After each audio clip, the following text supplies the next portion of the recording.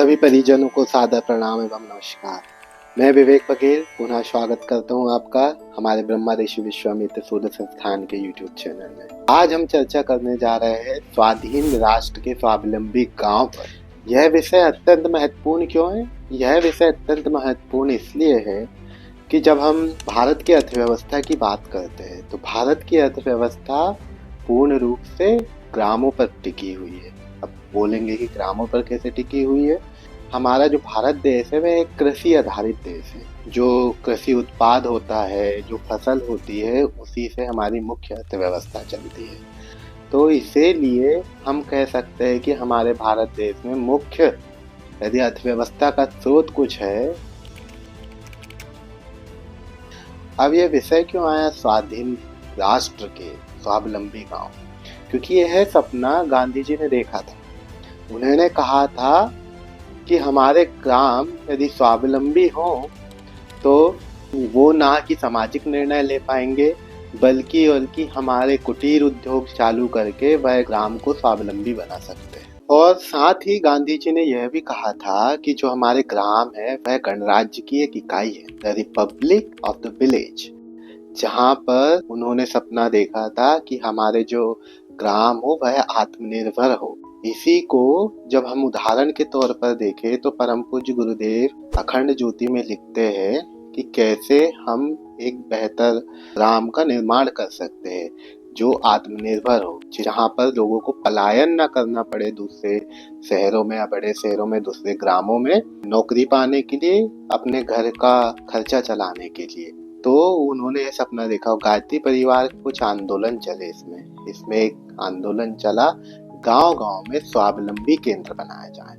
आज हमारे देव संस्कृति विश्वविद्यालय का हम उदाहरण देखें, वहाँ कोई भी विद्यार्थी एडमिशन लेता है तो वहाँ पर उन्हें जरूरी होता है कुछ ना कुछ ऐसी स्किल सीखना जो आपके ग्राम में यदि आप जाएं तो वहाँ कोई छोटा सा कुटीर उद्योग लगा सके या स्वावलंबी केंद्र बना सके। जैसे कि जूट रिसाइकलिंग का भी एक एग्जाम्पल ले कि प्रदूषण ना हो तो जूट के बैग बनाना, पेपर को रिसाइकल करके पेपर के बैग बनाना, हस्तकरघे से कपड़े बनाना, और भी ऐसे आंदोलन चलाए गए। जैसे साथ ही देख ले हमारे यहाँ पर गायत्री परिवार के पूरे देश भर में स्वावलंबी केंद्रों में, हर केंद्रों में गोबर के उत्पाद बनाए जाते हैं, वहाँ पर अगरबत्तियाँ बनाई जाती है।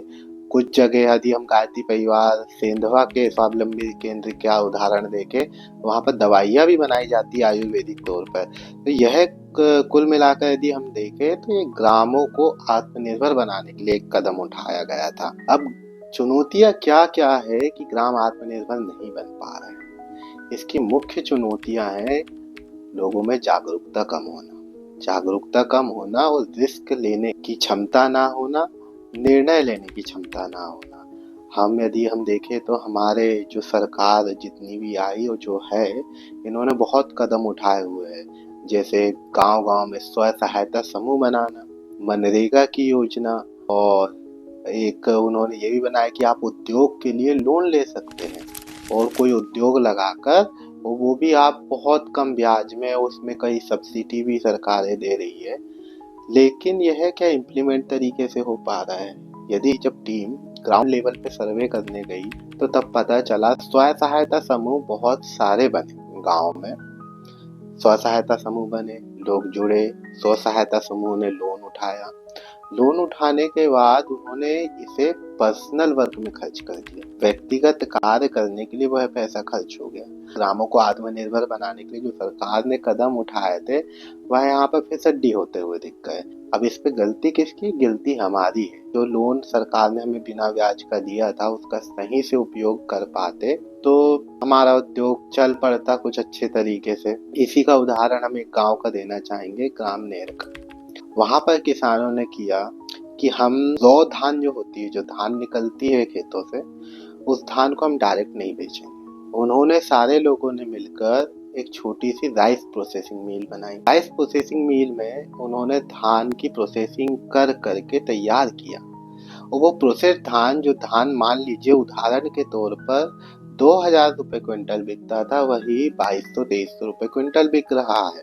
तो इससे उनकी आय बढ़ी, किसानों की आय बढ़ी, तो हमारा एक मुख्य उद्देश्य यह भी है कि ग्रामों में आत्मनिर्भरता है, किसानों की आय दोगुनी हो सके।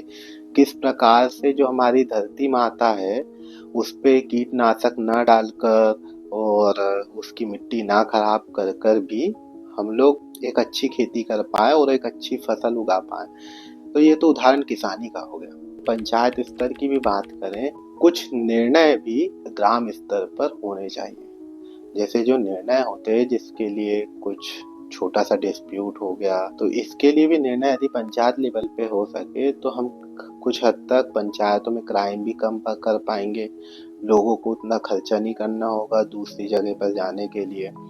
और सबसे बड़ा उदाहरण हम यही देना चाहेंगे कि स्वावलंबी केंद्र ग्राम ग्राम में हो। स्वावलंबी केंद्र ग्राम ग्राम में होने से क्या फायदा है? स्वावलंबी केंद्र कम से कम प्रॉफिट में काम करता है। ग्रामों में आत्मनिर्भरता बढ़ानी है तो स्वावलंबी केंद्र बनाया जाए। उदाहरण के तौर पर मिट्टी के बर्तन देख लें या फिर अगरबत्तियां देख लें या बहुत सारे ऐसी चीज है, कपड़े के लिए देख लें। यदि स्वावलंबी केंद्र ग्रामों में हो और हम लोगों की भी जो रिस्पॉन्सिबिलिटी बनती है वोकल फॉर लोकल, हम लोग लोकल लोगों से खरीदारी करें।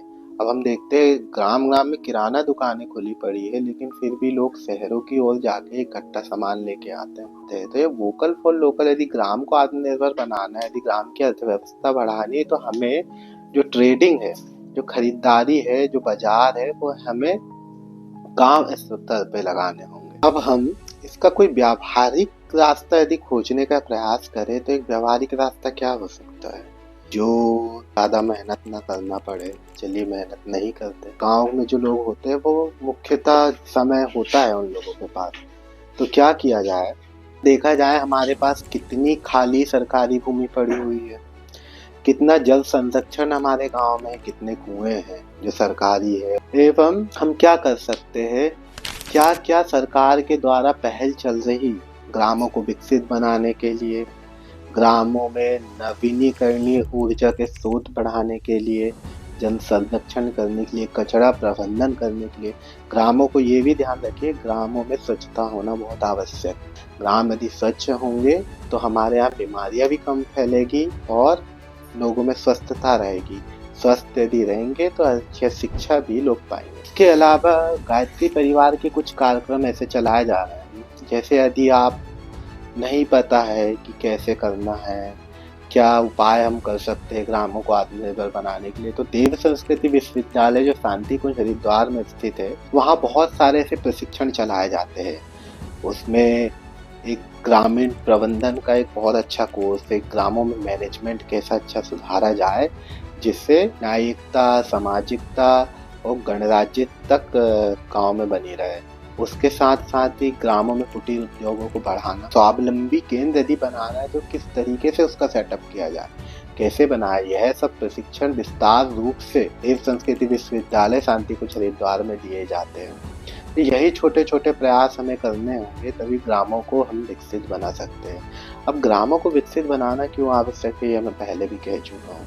ग्रामों की अर्थव्यवस्था बढ़ेगी, पलायन रुकेंगे, हमारे ग्राम सुरक्षित रहेंगे। यदि हम देखें तो गांव मिटते जा रहे हैं और गांव का मिटना एक बहुत बड़ा लॉस होगा भारत के लिए, ग्राम यदि हमारे राष्ट्र से चले जाते हैं। ग्राम ही नींव है, यदि खेती करने वाला नहीं बचेगा, हल चलाने वाला नहीं बचेगा तो कैसे राष्ट्र का निर्माण होगा? क्योंकि हमारा मुख्यतः कृषि आधारित देश है।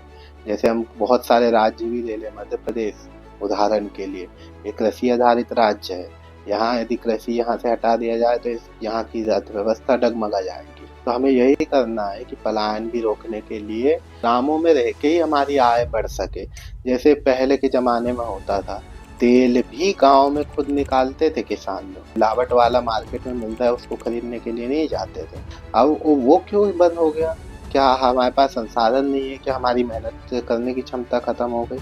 नहीं, हम लोग उस पर निर्भर हो गए कि हमें रेडीमेड कुछ भी चीज मिल जाए, परंतु यह भी चिंतन करने की आवश्यकता है कि वह शुद्धता के साथ मिल रही है। हम तो घर में हमारे खेत में उगाकर, यदि हमको सूरजमुखी का तेल निकालना है पीछे खेत में या सबके यहाँ बरामदा होते हैं ग्रामों में, वहाँ पर सूरजमुखी की थोड़ी सी फसल लगा के तेल निकाल सकते जो हमारा 6 महीने चल सकता है। उसके साथ साथ ही कचरा प्रबंधन के लिए हम मोहल्ले मोहल्ले में कचरा प्रबंधन के लिए जगह बना सकते हैं। यदि कोई जगह यदि खाली रही, ग्राम पंचायत में हम प्रस्ताव के रूप में रख सकते हैं कि हम ये पहल ला सकते हैं। यहाँ पर जो सरकारी योजनाएं चल रही, सरकारी योजनाएं कचरा प्रबंधन के लिए भी ग्रामों में बहुत सहायता प्रोवाइड करती है। फॉर एग्जाम्पल हम देख लें तो ग्राम भोनाखेड़ी का उदाहरण देखें तो वहाँ पर कचरा प्रबंधन के लिए अलग से बजट आया था कि रोज कचरा कलेक्ट करने के लिए कुछ लोगों को नियोजित किया जाए एवं उसके लिए गाड़ियां भी पहुंचाई गई। तो ऐसे ऐसे सरकार की तरफ से बहुत पहल चलाई जा रही है। सुनिश्चित हमें यह करना है ग्रामों के नागरिक को कि हम उसे सही स्तर पर इम्प्लीमेंट कैसे कर सकते हैं, उसे ग्राउंड लेवल पर कैसे ला सकते हैं। इसी के साथ परम पूज्य गुरुदेव का जो सपना है स्वावलंबी गांव का, महात्मा गांधी का जो सपना था ग्राम गणराज्य का, मैं चाहता हूँ इसमें आप सहयोग करें और आज सोचे कि हम ग्रामों को बेहतर बनाने के लिए, ग्रामों को स्वाधीन बनाने के लिए, उससे आत्मनिर्भर बनाने के लिए, लोगों को पलायन न करना पड़े नौकरी के लिए और अपनी आय बढ़ाने के लिए कि ग्राम स्तर पे ये कार्य कर सकते हैं। तो इसी के साथ और आपके कोई भी विचार होंगे कि ग्रामों में क्या और किया जा सकता है तो कमेंट बॉक्स में ज़रूर बताएं। इसी के साथ मैं आपसे आज के लिए विदा लेता हूँ। बहुत बहुत धन्यवाद। आपका दिन मंगलमय हो, शुभ हो। माँ गायत्री परम पूज्य गुरुदेव की कृपा आप पर बरसती रहे। जय गुरुदेव, जय वेद माता, वंदे वेद मातरम, वंदे विश्व मातरम। जय हिंद।